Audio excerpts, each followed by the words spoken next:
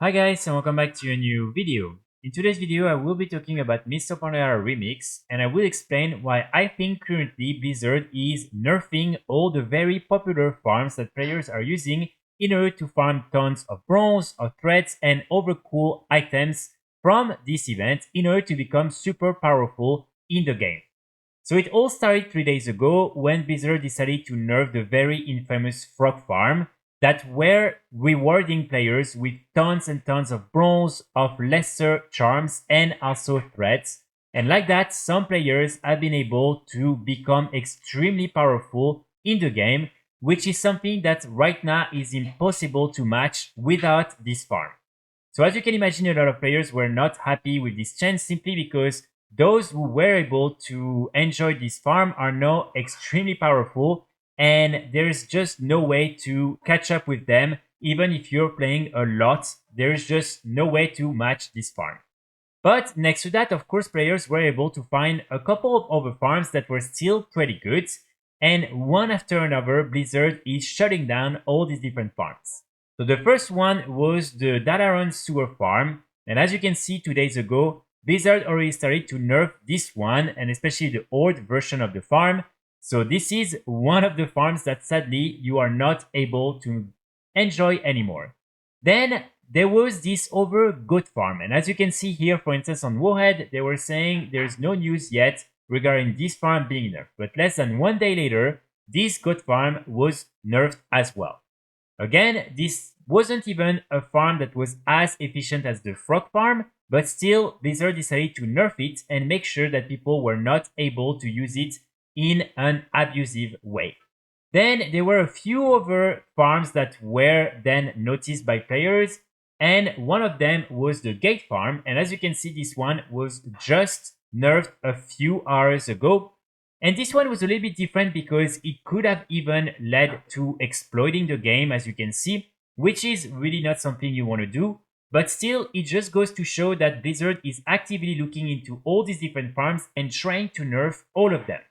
So there's probably a few reasons why Blizzard is doing it, but the main one that comes to my mind at least is simply the fact that this is a 3-month limited event and Blizzard wants to make sure that you will still be playing it in maybe 1 or 2 months from now. And they don't want you to be able to become super powerful in just 1 week and basically to be able to one-shot everything on your way and to then get all the rewards and get everything done in maybe 2 or 3 weeks. They want to make sure that you're going to be able to spend as much time as possible in the game, but especially that you need to spend as much time as possible. And so for them, these different farms are not a good thing simply because through them, players are able to farm all these different currencies very fast and then to get everything they need and to then just stop playing the game.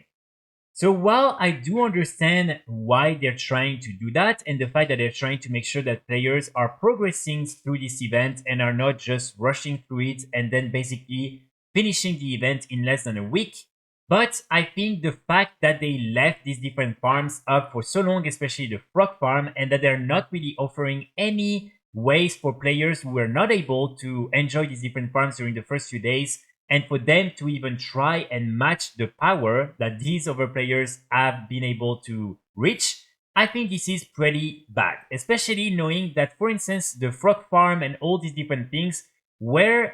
different things that were reported in the PTR stage of this event, but Blizzard decided to still leave it and launch the game with these different farms in place, and like that players were still able to enjoy them in a way that are now making them way too powerful compared to the rest of the player base. So in my opinion, if Blizzard really wants to ban all these different farms and wants you to try and enjoy this new mode without having to rush through it and still having to go step by step, it's fine, but they need to make sure to match what happened with, for instance, the frog farm and either nerf the players that were enjoying this, even though I don't really want that because I feel it's just not going to help a lot and these players are probably going to be extremely annoyed and leave the game, or try to simply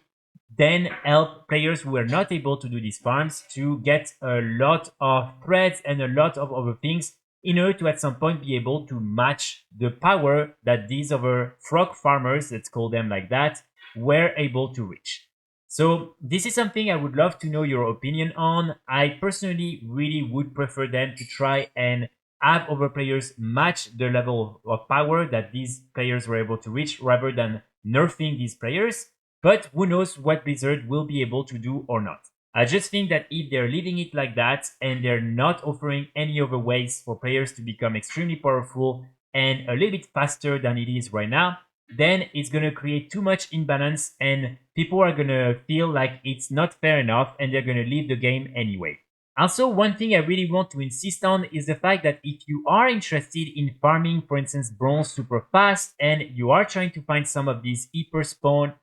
farms, make sure to really double check whether these could be qualified as exploit or not, because sadly you don't want to get banned and just not be able to play the event because you tried to do some of these different farms. So for instance, this one, as you can see, was definitely considered almost as an exploit. And so if you were taking part in it, sadly, you have a chance at maybe getting banned. So really just double check that if you can before doing or taking part in any of these new hyper farms that will at some point appear in the different group search. Also, another thing Blizzard really needs to be conscious of and careful with is simply the fact that this event was advertised as a fun event where you were going to be able to become super powerful. They even said in some of the interviews they did before the release of the event that you will be able to one-shot some raids and really become extremely powerful and basically do a lot of solo content.